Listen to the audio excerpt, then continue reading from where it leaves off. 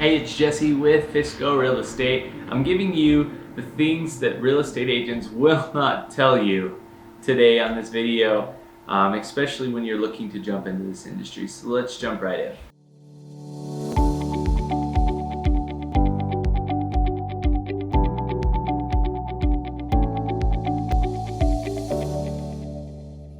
A lot of people recently have been asking, hey, what's it like to jump into real estate? What to expect? And these are great questions. I mean, realistically, it's a loaded question, and there's a lot of different elements. But the one common thing I have found when I answer are the thing I try to stay on the positive side and not so much on what is difficult about this job. So I'm creating this video to talk to you today about the difficulties and what to expect, the things that really aren't talked about much, so that when you jump into this industry, you're not blindsided by these issues. So let's jump right in. Number one, the commission listed is not always going to be what you make. And I mean that in the fact that you're going to deal with some buyers and sellers that have different opinions, and you may honestly be caught up on getting this deal closed over a $200 microwave.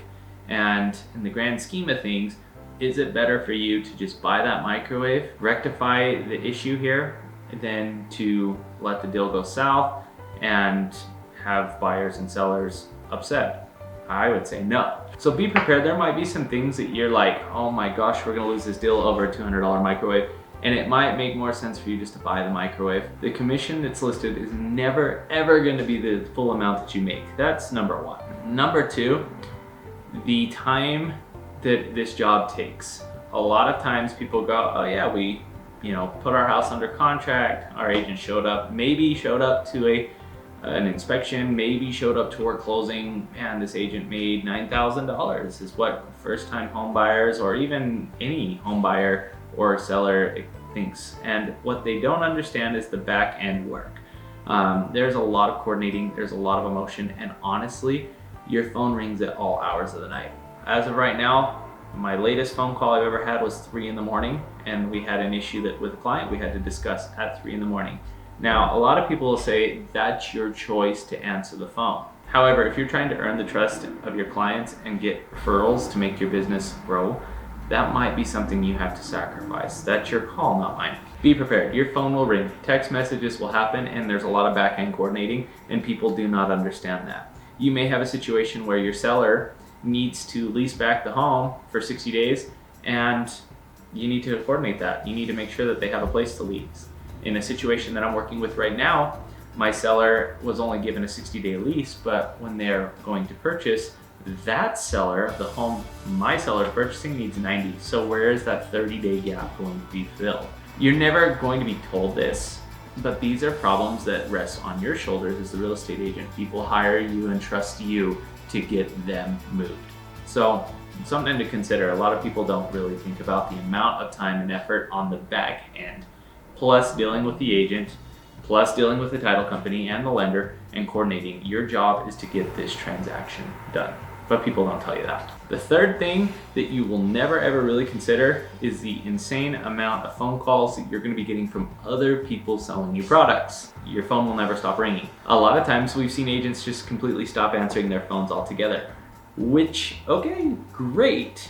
However, I always encourage my agents to answer their phone regardless and be polite to the salespeople, because once again, what comes around goes around. If you are being mean to a salesperson, well, you're a salesperson, so karma might happen. But the other thing that people don't understand is if you don't answer your phone, then you might be losing out on an opportunity to write an offer on a house that you have listed. You might lose out on opportunity of a referral or someone calling you across the state from a YouTube video. Those are some things that you really don't understand until you actually get into the market, is the importance of answering your phone, the importance of communicating and scheduling, and then of course understanding that the money that is listed is never going to be the money that you actually make on the deal. I guess let's add just a bonus thing that people really don't think about is the insane amount of marketing that you have to do and pay for in order to close enough business to have a lifestyle in real estate as opposed to just a normal 9-to-5 job. If you think that you're going to jump into real estate and do a deal a month, that takes work, and that takes more work than you understand, because you have to gain the trust of people, you have to create YouTube videos, you have to manage social media accounts, you also have to go out and show properties, list properties, get your signs, get your key boxes. There's a lot of time that it takes. So if you're jumping in going, I'm going to be a part-time agent and do this, fantastic, where are you making up for that time? So keep that in mind. These are things that you will never ever hear from a regular agent, unless they're being brutally honest. But most of the time it's, yeah man, this is a great industry because people are proud of what they do. And so be prepared for that. You can do this job. It takes a lot of time, a lot of effort, but you can do it. If you have any questions, feel free to reach out, the number below, or leave us a comment. Thanks so much for watching. Bye.